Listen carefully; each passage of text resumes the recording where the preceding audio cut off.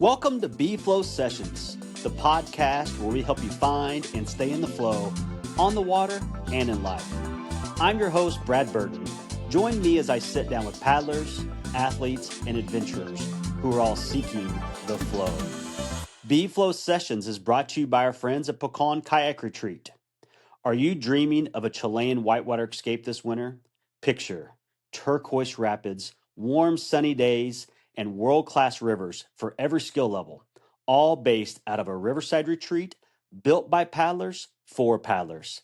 If that sounds like your kind of winter, then Pecan Kayak Retreat is the place.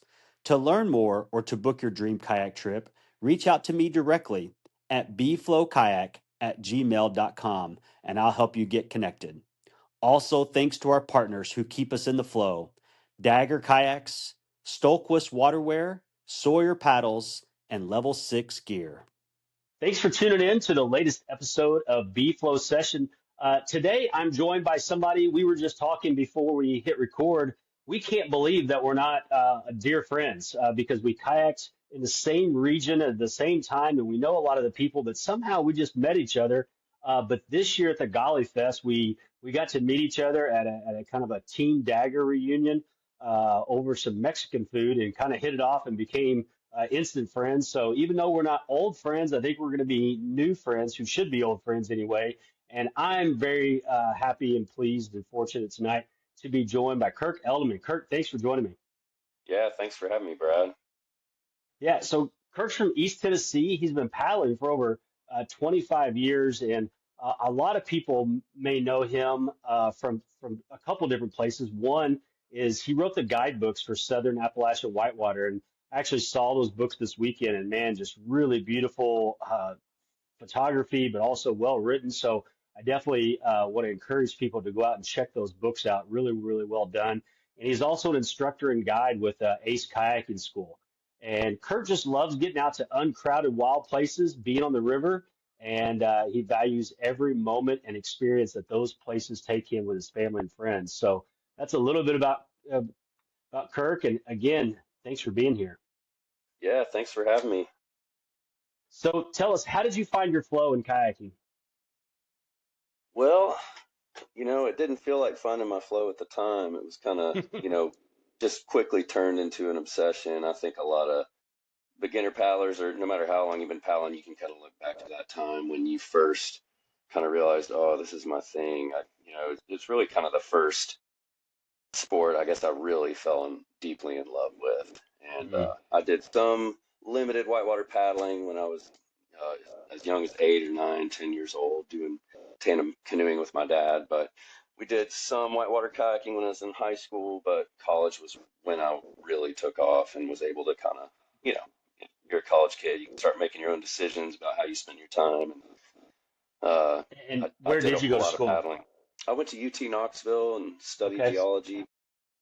When I was there, I may have skipped class a time or two to go kayaking, but that was all part of the calculus. Part of I guess being in the flow was trying to find a way to plug it into life, which I think is that's always one of the challenges of flow is kind of like balance. So trying to fit it into your life in a way that's that's going to be good for you, but also good for everybody around you. Yeah, for sure. So a lot of days, heading down to the Smokies, I'm sure, to go creeking and heading over to the Ocoee and places like that, from and maybe the Chattooga area or the Chattanooga area as well, I'm sure. Yeah, that's right. Yeah, I born and raised in Knoxville. I still live in Knoxville. I'm like six Okay. miles from where I was raised. So I haven't gotten very far. I travel a lot, but I love my home. I feel like Knoxville is a great place to base out of for whitewater. Yeah. And so yeah, the Smokies are like 45 minutes from my house. The Obeds 45 to an hour. All of Mhm. Walden Ridge, the Tellico, North Carolina is a few hours away. Always an hour and a half. Yeah, I grew up cutting my teeth on all these, low volume, shallow Southern Appalachian rivers. Yeah, it's awesome. Just the geologic diversity, all the whitewater close by.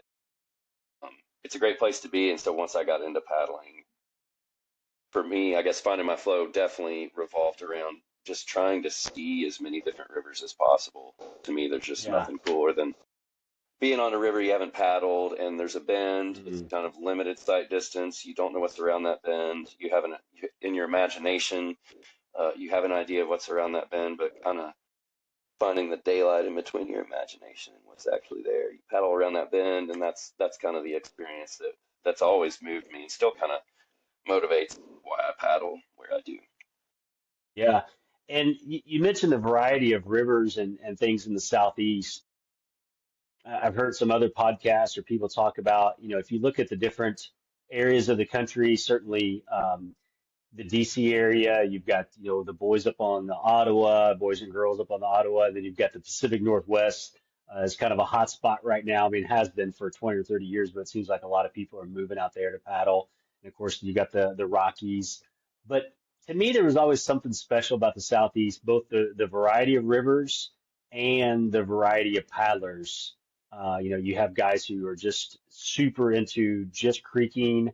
You've got people who are into freestyle. You got people who train for slalom and sometimes dabble in a multitude of those. And I think just the variety of paddlers, because of the variety of rivers we have, makes a really unique community.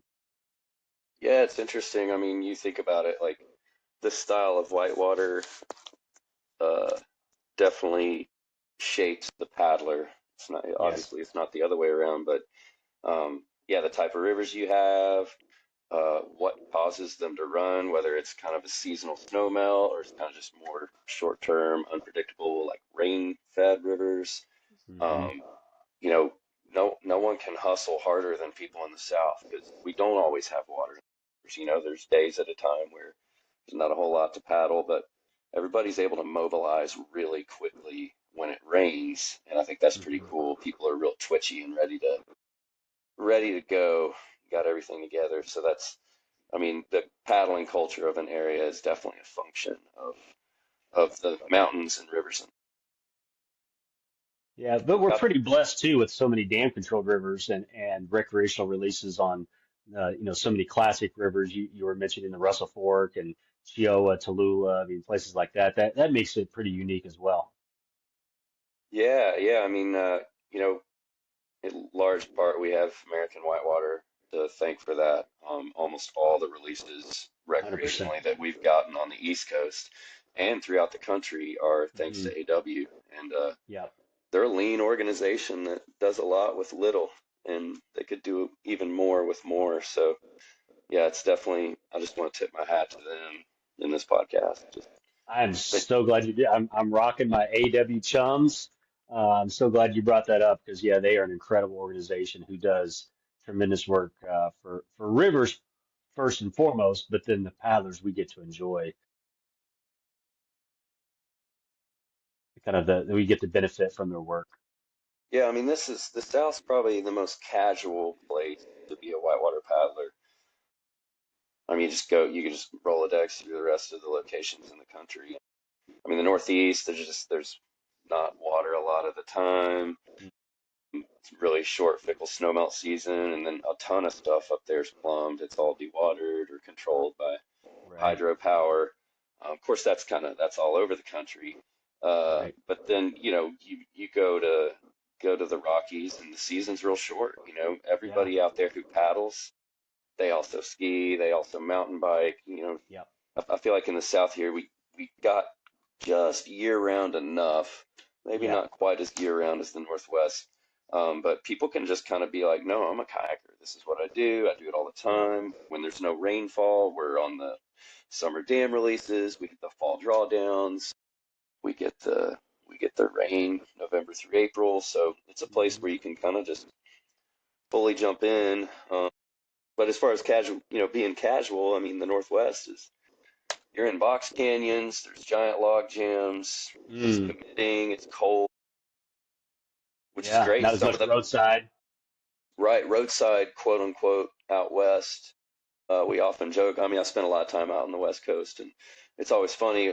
The word roadside around here in the South is always like, oh, you could literally just throw a rock from the river and hit the road. Whereas, Right. you know, you think of the Little White, when you look at it on the map, there's kind of like a road, like right up there. But then when you're driving on that road, you're like, You uh, can't get to. Yeah. yeah, West Coast roadside. So, that's I like wilderness. I like commitment and engagement. So to me, like the Northwest and a lot of the West Coast stuff is uh, unbelievably, it's just unmatched in the ability to find intense, beautiful commitment, Hmm. and that's a big thing of what we're chasing in whitewater. But the South's cool because it is casual, so people can Right. jump into it at a real leisurely pace. There's a lot of people in the South who whitewater paddle who they're not like doing all these other sports. Maybe this is just something they've stumbled into and they're just getting into like exercise, athleticism, outdoor activity. Hmm. And I think that's great. I think it makes for a huge paddling community, which we certainly have. Yeah, it's definitely one of the friendliest places to be a paddler. So, For yeah. sure. So, who are your flow guides? Who were your first mentors in the sport?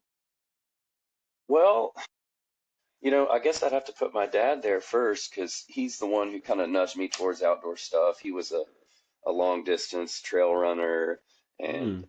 he was a paddler. And so he kind of got me into canoeing as a kid. We got sea kayaks. We did some whitewater kayaking classes when I was a teenager together. So he kind of sparked that for me. Um, but there's a guy named Malcolm Tobias, originally from Canada, but he lived in Knoxville for a while. And he was my instructor at my first paddling school where I kind of went Mm. on my own with my buddy. Okay. And he just inspired me. I could just tell the way he taught and the way he paddled, I knew there was just a lot more to this than I could see. And so he kind of helped me kind of commit to be like, oh, okay, I want to do this. And then I met a guy named Toby McDermott who lived in Mhm. Knoxville at the time. He lives in Asheville, has for some time now. But I would say Toby adopted me early on. I always had a full gas tank, and Toby was always willing to show me some lines. I remember running sinks to the elbow with him years ago, and I really didn't have a boof. I was a playboater. I could cartwheel, but I didn't know how to boof a creek boat. He kind of got me nudged in the direction of actually taking a boof stroke off the sinks and the Smokies. He kind of headed me that direction. More broadly, just like the Lunch Video Magazine crew, they were Yeah. kind of the local heavy hitters Yeah. for Knoxville, Chattanooga, Asheville, and I had all those videos, so I watched what they were doing and kind of what they were up to. For me, just kind of defined, well, this is what you need to be paying attention to. These are the places that if you continue to get better, that you'll want to go. They just kind of helped me set my own goals, as far as they went to BC a lot. They went to the Sierra Nevadas. These guys kind of, I don't know if there was a lull, maybe a perceived lull in development of like high Sierra runs and pushing the limits just on the West Coast and throughout the world. And these guys were kind of bringing the Southern scrappy technical proficiency and grit Mm. Hmm. to other areas and kind of making gains, making new ground, and being a part of like that global effort for everyone to get better at kayaking. So that was inspiring to me, and that's kind of what moved me in the direction of a lot of the things that I kind of prioritize now with paddling. Yeah, those guys, the LVM crew was so instrumental at the time with bringing, you know, all extreme kayaking, but also kind of an extreme element to freestyle, if that makes sense. Like their events, they didn't want to do just the typical rodeos. They wanted to make things difficult and big, and they would have the big trick competitions and things. And just their whole demeanor and way they went about presenting media kind of changed kayaking at the time. Well, I almost feel like, I mean, there's pre LVM, there were certainly some productions that kind of had a similar kind of punk rock vibe, but I love Hmm. kind of what Spencer Cook and Joey Hall brought to things with some of the productions they did, and then just kind of how LVM had a lot of local musicians. They're kind of drawing Yeah, from the punk rock skateboard video vibe, and no one yeah, took themselves too seriously. Like they were right. doing serious shit, but they were also kind of making fun of themselves in the same moment, and I really like that. We could probably use more of that in video. Video nowadays tends to be super dramatic, and Mm. I mean, in one dimension, yeah, everything people are doing nowadays is to 11. It's gorgeous, it's inspiring, it's art, that's great, but a little self-deprecation in video production goes a long way. And I think LVM like really brought that to the forefront. Yeah, and their events, their parties, their premieres, all that stuff was just it fit the moment, right? Kind of just that late 90s, early 2000s vibe, all of us being in our early 20s and just kind of if people wanted to see in a nutshell what kayaking and Gen X and a bunch of kids coming out of the 90s was like, LVM definitely encapsulated that, I think. Yeah, at the same time, like Daniel Delaverne, who was right in the heart of that as well. Uh, Yeah. I mean, he was the one, gosh, he was, him and John Grace, two major drivers behind going big and like Yeah. boldly committing to really big experiences and laying it out there and going for it and getting it done in style. So that's another element, that I took from those guys is, you know, get out there and get it done with a style that you'd be proud to describe every element of. That's really cool. Well, speaking of style, tell us about a time for perfect flow. Some times you've been on the river when everything was just going well for you. Man, I mean, it's so hard to distill down to one particular moment, but I guess the most recent paddling I did was the Russell Fork, and that's just one of my favorite places. And just everything about being in there with the fall colors, gorgeous water, and just the style of the river. I got a couple solo laps in there, and it was just awesome to just cruise, just kind of almost dissociate, weave into the fabric, if you will. Mm. So I think just for me, flow, I mean, finding that perfect flow. I don't know if I'm pronouncing the guy's name right. Just Mahai is like this guy who's basically invented, or he, describes modern flow theory. Okay. And it's all about just tuning in and being in the moment, right? And having Mm. this level of mindfulness to where you're fully engaged with the exact moment you're in.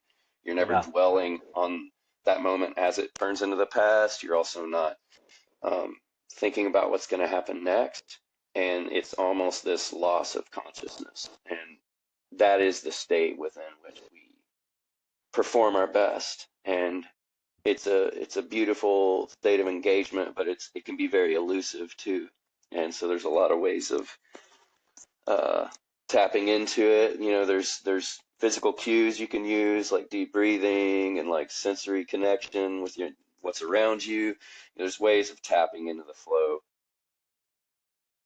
but I love how hard it is to keep it. And it's to me, it's kind of fun. Like even the last lap I had on the Russell Fork, I had moments where I was in deep flow, and then I would kind of notice that I was in flow, Mm. and the Yeah. noticing of it betrayed it completely because Yeah. now I am observing myself in third person, being in the moment instead of being in the Wow. moment, and Yeah.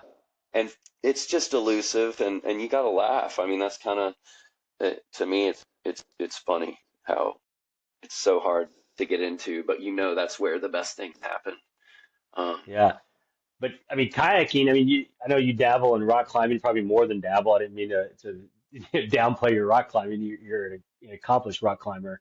But maybe more so than other sports I've done, kayaking really forces you and allows you to find that flow that you described so, uh, effortlessly, at times.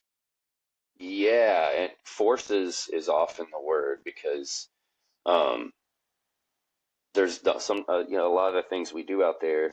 I mean, you think about just driving, and roads. The world's getting more crowded. The roads are rarely up to the task of kind of managing how many people are moving around. And you're on these Right. old roads with a double yellow, and you're going 65, and the other person's going 65 the other way. I mean, you're spending like hours of your day inches from death. Driving's dangerous. A lot of, Yeah. driving often statistically can be more dangerous than paddling the river, but somehow it's not worse than it is. Somehow we do actually a pretty good job of like focusing and keeping it safe and like performing when we have to. and driving's kind of a version of that. But when you get into kayaking, uh, the same thing is true, that you have to do a good job in this spot to stay safe. Um, but there's a lot more drama and pageantry to it. Yeah. It's not out of the state of mundane everyday routine that you're facing danger. You're facing danger, uh, electively. None of this is Right. necessary. You're choosing to be out there. You're making choices, and there is a beauty to understanding the risk, what you're risking, how confident you are that you can make the line, making the decision, and then kind of trying to find that flow state and execute.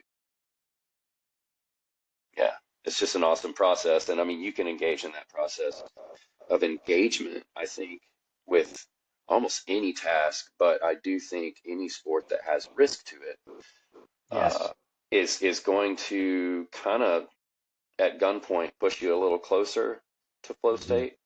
Um, but to me, I do want to elevate my game to where I don't have to be held at gunpoint to be able to flow and engage like at a high level, you know. And that's I think that's Yeah. where you practice, as people say, easy moves and hard white water. Right. You're training, you're getting your data set moving in the direction of I tend to do things right when I need to, and so that's where training on easy water comes in. It helps you get that confidence up, the control. Exactly. You hear a lot of like for the team sport coaches at a high level and the military talk about this same concept, right? When the stuff hits the fan, you're going to sink to the level of your training. We hear Yes, about, oh, this athlete like way overachieved what he's capable of doing, was in this incredible.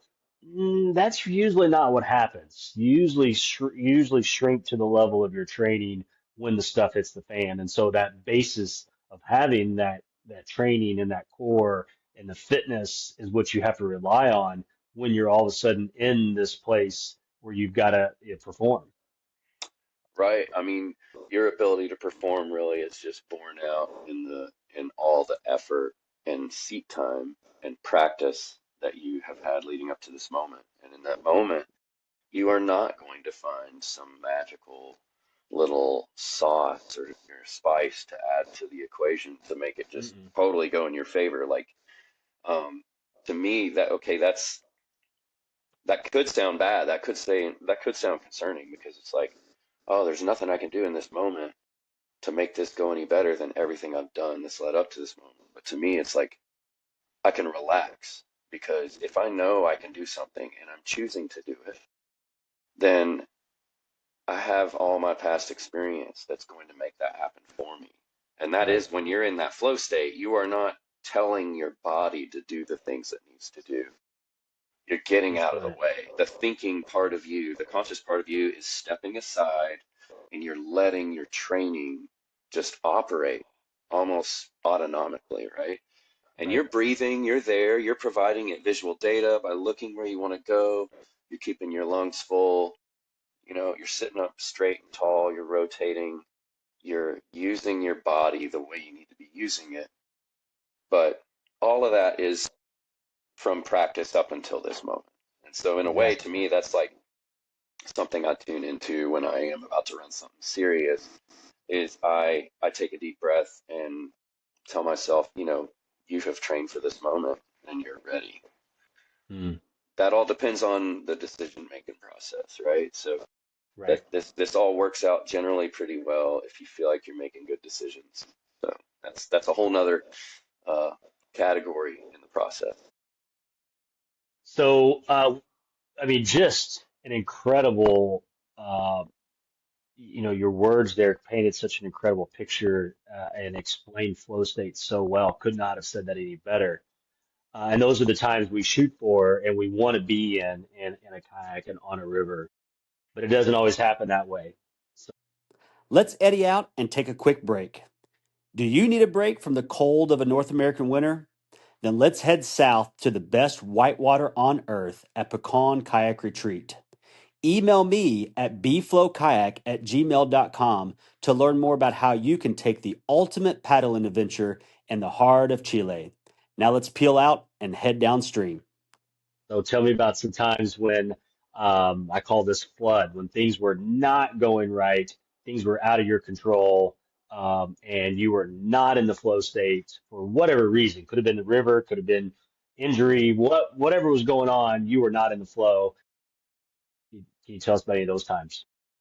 Yeah. I mean, a big one for me, I could go into the filing cabinet, the back, and find something old. But I mean, really, probably the biggest thing for me that really took me out of my flow state was 18 months ago.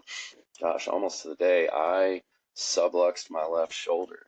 Um, and this is, I think everybody knows shoulders are a problem in paddling. It's a very unstable joint, and I've got 25 years of paddling on these shoulders, and my right shoulder actually has a lot of overuse. So there's a lot of Mhm. issues there that I'm still dealing with. But this was a left shoulder, and I plugged a drop on Linville Gorge, Cathedral Falls, kind of low water, which makes it a little cruxy because normally the line is you kind of smear up onto a slabby shoulder to kind of stay clear of the veil and just skip. Super chill. As the water drops, it's harder to get up on that slab, and I just drove up onto it too early, kind of a classic kayaker's mistake. And I faded back into the veil instead of just kind of plugging and taking it like I should have. I kind of just started pulling on left stern draws, just kind of hopeful Mhm. strokes, hoping I could get that bow up. And one of them landed at the wrong time, right in the veil, right as my boat was plugging and rebounding. So my bow is going to the sky, and my Mm. shoulder is going to the bottom of the river. And I just felt it just pop out and go right back in super quick, kind of like the slide on a pistol is kind of how it felt. There Mhm. was some pain. I rolled up. I knew something was up, but we still had like a few more rapids to run before we hiked out on a trail. And I remember portaging the last rapid just because I was like, all right, I don't want to mess anything up with my shoulder. And I had Yeah. to stem. I had to kind of lower myself and stem this chimney with my hands to get down. And when I put weight, stilted out weight onto that left arm, I could feel that shoulder. It's almost like a wrinkle in the universe. It was just this crisp realization of that's instability. When people talk about instability, Mhm. that this is what they're talking about. So I knew there was something up, and I was about to go to California for a month with some folks. I had to Mm. call people to cancel. I had to cancel a ton of work. I worked full time as an instructor and a guide, and so that was almost the most heartbreaking part was just having to cancel all this stuff and but I had nothing else to do in that moment. I had a soulness of focus that I not sure I'd ever had because I knew I had no choice but to just do everything I could to ensure that I would be able to continue paddling, continue teaching, and so it was like you hear this often. People twist the low points into the high points, but for me, hurting myself, even though on a daily basis, I still have to kind of deal with the doubt or deal with all the PT and all the physical work and the lifestyle choices that are going to support a long time paddling habit. It's been one of the best things that's ever happened to me. I'm in the best shape of my life, understand my body, and can listen to my body in a way I just didn't before. I think most humans, until you realize something is possible, you just kind of write it off. And I've just been living for decades thinking, gosh, God's gift to kayaking. I'm just going to keep doing this. I don't know why everybody else has all these problems. And, I'm 44, and slowly, I think we all slowly realize that all these joints and all these body parts, nothing lasts forever. But that injury really was kind of like this big moment, a moment of clarity, if you will, about what the path needed to look like moving forward. And when the path is clear, I think we can rise to the occasion and really just fully commit. And so now I'm 18 months later. I can't believe it. When you're in the depths of an injury, there's just a lot of what if and a lot of catastrophizing and projecting futures that you imagining futures you don't want, and pushing through that with like focused effort on nutrition, health, hydration, getting all the vitamins you need, working out, meditation, and just overall finding balance. You come out of it even stronger. So yeah, I can't believe I'm already back full bore, just paddling with my son. We just had a big trip out west this summer together, and I'm back to teaching and guiding full time and paddling class 5 here and there, and yeah, super grateful. When you lose something, you realize the Hmm. full value of what it was propping up. So, Yeah. So flow advice, what advice would you give to two different groups of people here? The first one, a new paddler, regardless of age, somebody just taking up the sport, but also someone like myself, that I think there's a lot of people kind of middle age who are getting back into the sport now who maybe used to paddle and now they're back. What advice would you give to those two groups of people? I would say for newer paddlers, I know this is hard, and we're not going to get into AI and all that, but we're becoming more and more integrated with our electronics, and Hmm. I would even argue in paddling, the where people paddle, the types of paddling they focus on, it's all kind of being governed by the algorithm and uh, Mm. by just social contagion. And I really feel like it would be awesome for new paddlers to find some people you trust that will help take care of you, and just try not to take all the mystery away by just surfing the internet. Mm. And I remember when I started paddling, I just didn't know anything about any other rivers. I knew they had the Olympics on the Ocoee. I Right. paddled the Hiwassee for like a year. All I knew was they had the Olympics on the Ocoee. And then I finally got on the Ocoee and I heard about this river called the Gauley. Didn't know anything about it. Didn't know what it looked like. And then over time, it's it's this slow reveal of the world around you is a really rewarding experience. And I get a lot of students who are newer paddlers, and they're a year in, and their goal is to race this doesn't apply anymore, but their goal is to race the green race next season. And you're in that state of the curve where you don't know what you don't know yet. And I would Right. argue, I don't know, I think just having a more analog, organic paddling experience is Love it. something that's actually more of a gift than we realize. But I think we're kind of losing it. It's just everybody knows what everything looks out like right out of the Mm. gate. They know what the best paddlers in the world are doing, and there's upsides to that. People pick up skills a lot more quickly nowadays because they're Yeah. watching the best in the world in real time. But I would just press newer paddlers to find a crew you love and you gel with, and y'all just go paddle and go chase the rain, go chase river experiences. Work the river you're on. Hmm. Don't think of the river you're on as training for the next one.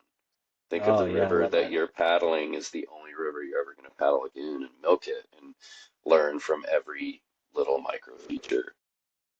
Love it. Starting small and starting slow and being thorough is like going to catapult you later on when you are Thousand ready to percent. know what you really want. Yeah. What about the returning paddler? Somebody used to be paddling a lot, Oh, now they're back at it yeah. after a hiatus. Well, returning paddlers.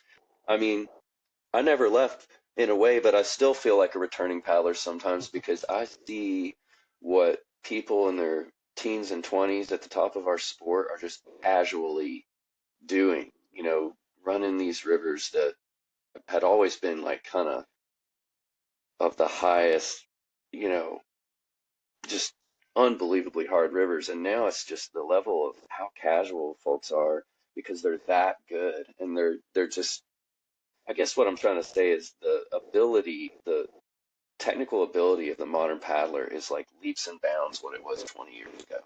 Mm. Um, the ability to move a boat has not only made people better, it's informed design. And Hmm. now boat designs have never been better. But what I would say is as someone who hasn't paddled in a bit, you may come into the sport, and I've gotten this feedback from a lot of older clients who've been paddling a long time. And it's easy to kind of think, well, there's nothing new under the sun. I'm not sure what all these folks are up to.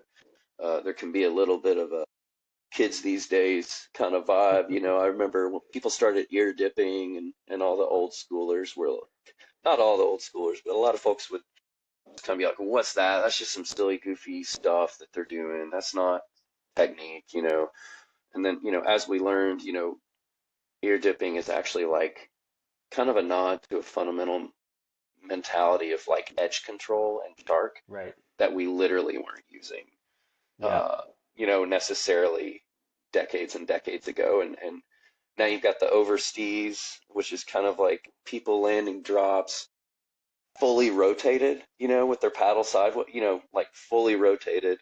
And that's kind of a funny joke. They call it the overseas, but what that really is like it's a flourish that kind of stems forth from the mastery of core rotation and using core tension, the resultant core tension of winding your core to add extra stability, edge control, and just precision to what you're doing.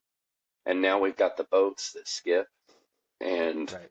you can add all these growths in technique and like developments in ability with all the advances in boat design, and you can just really completely rebuild how you paddle from the ground up. And it's Right. not to say that the foundation you have is not useful, but what I would just say is to all the folks out there maybe getting back into it who haven't paddled in a while, it's like, hey, I know the boats are bigger, just get a bigger boat. And hey, I know that people look different now. Their elbows are further down. The style looks different. The body mechanics look different. Lean in. This thing's been growing and advancing every day, and it hasn't stopped. I mean, I think we're seeing the height of ability and boat design. We're certainly seeing new unthought of rivers at different levels being managed at a consistent level that used to, I mean, 20 years ago, people would think, no way that's going to happen. So I just say, yeah, things keep progressing. Hop on, Yeah. catch up. I love it. I don't know if I'll catch up, but I'm gonna hop on. How about that? Well, I mean, if you hop on, you're going to catch up one day at a time. And that's the big thing is like, I mean, I already feel myself in mid 40s, like, yeah, there's things I'm not going to try to learn. I'm just like, Right. no, my body is in a state to where learning that is probably not going to be real. That's not a wise decision for me. So I know what it's like to feel that uh, kind of the paddling zeitgeist move beyond you to some degree. Yet, uh, in the same breath, I'm watching what everybody's doing. I'm watching what the best paddlers are doing. Uh, there's always more to learn, and the reality is like comparison's always gonna leave you short. But if you just Yeah. try to get a little better every day, um, you're gonna have more fun. And that's, I mean, really what it boils down to is it's all about just having fun. None of this That's is it. that important. It's how we choose to have fun. I think it's one of the best ways to have fun. But if you're not having fun with your progression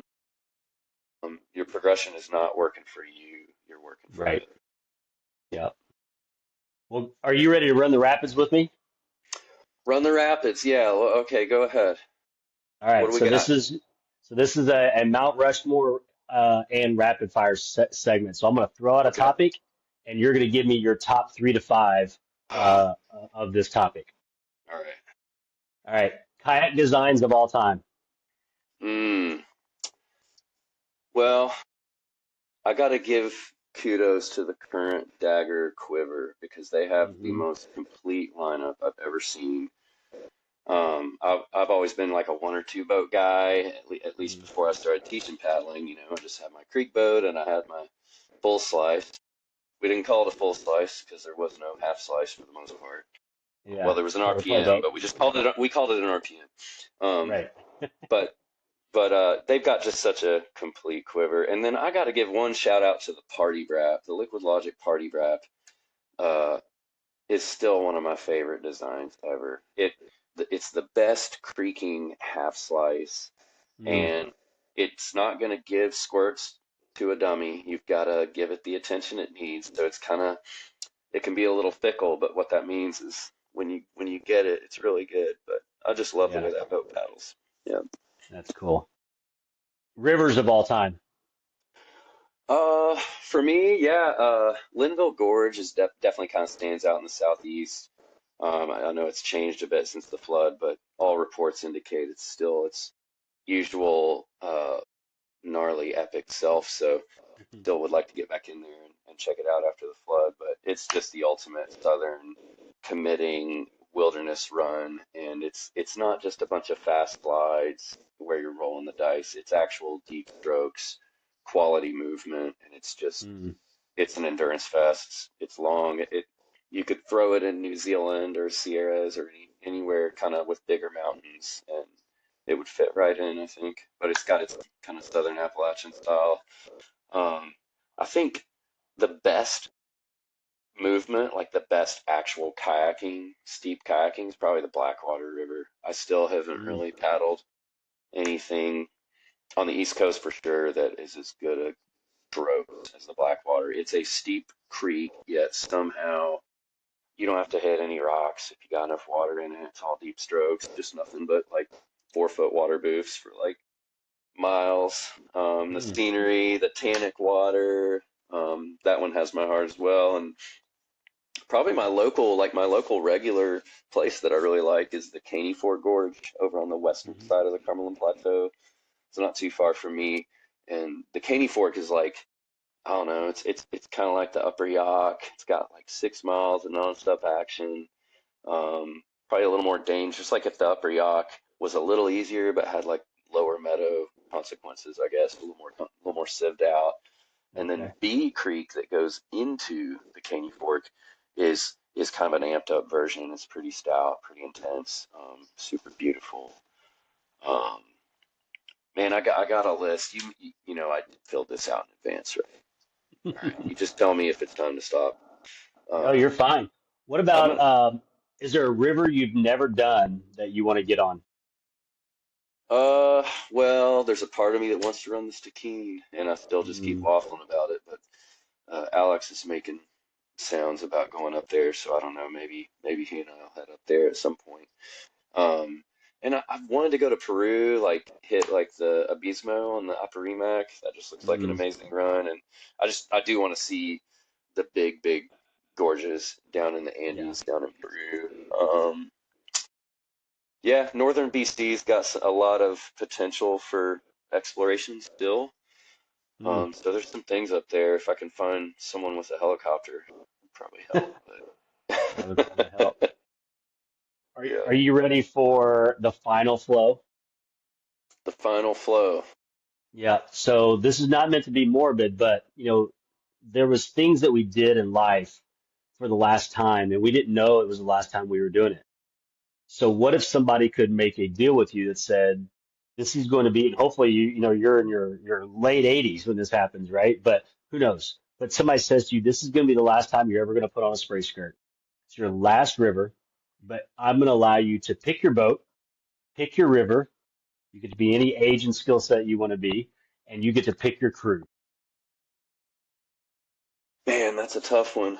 I thought about this a little earlier, and um, actually kind of feel like the most important element to me would be who I was with. So Hmm. I really think just like obviously being with my wife and my son, we're a paddling family, so we've always done this together, and also have just some close friends out there to just paddle a local classic. Nothing special.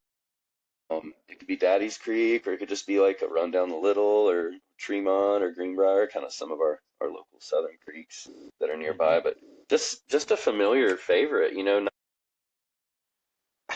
trying to make it epic. I've done a lot of paddling on rivers that I've been dying to run for years and years and years, and then I finally get out there and I run it, and it is epic, and maybe it's not as intense as I thought it'd be, or maybe it's more intense than I thought it would be. Or to I've gotten to paddle with some real stars, some real, some of the best paddlers in the world.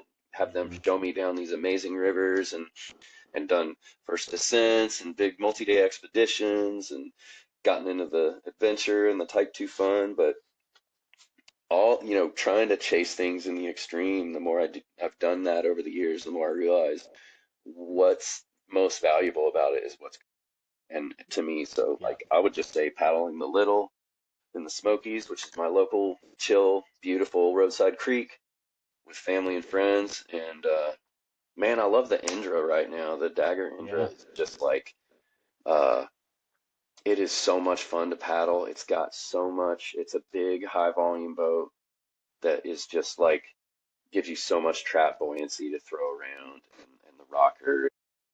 Everything about that design is like the epitome of where we're at right now. Yeah.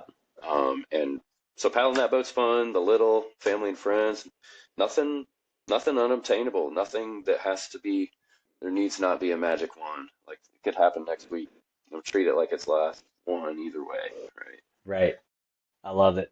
Well, I want to give a shout out. If anybody is interested in learning more about kayaking, you can hit Kirk up at Ace Adventure Center there, kind of based out of the Ocoee, Ace Kayaking, and one of the best instructors, one of the best kayakers in the world, but definitely also one of the best instructors in the world. And Ace is an incredible place to go and get kayak instruction. So if anybody's looking to get into kayaking or advance your kayaking skills, definitely somebody who I would recommend. I appreciate that, Brad. Well, and thanks for coming on B-Flow Sessions. And this is now officially our second full conversation, all in dry clothes, dinner, and now a podcast. So we got to make the next one when we're on a river. How about that? Third time's the charm. Yeah, it sounds great, bro. All right. Well, thanks again for being on B-Flow Sessions. All right, hey, thanks. Have a great evening. You too. Thanks for listening to this episode of B-Flow Sessions. Please take a moment and rate the show, give it a follow, and leave a comment. Also, if you could share it with your fans, your friends, your family, and everybody else you know in the paddling world, that would help the show grow and help more paddlers find and be in the flow.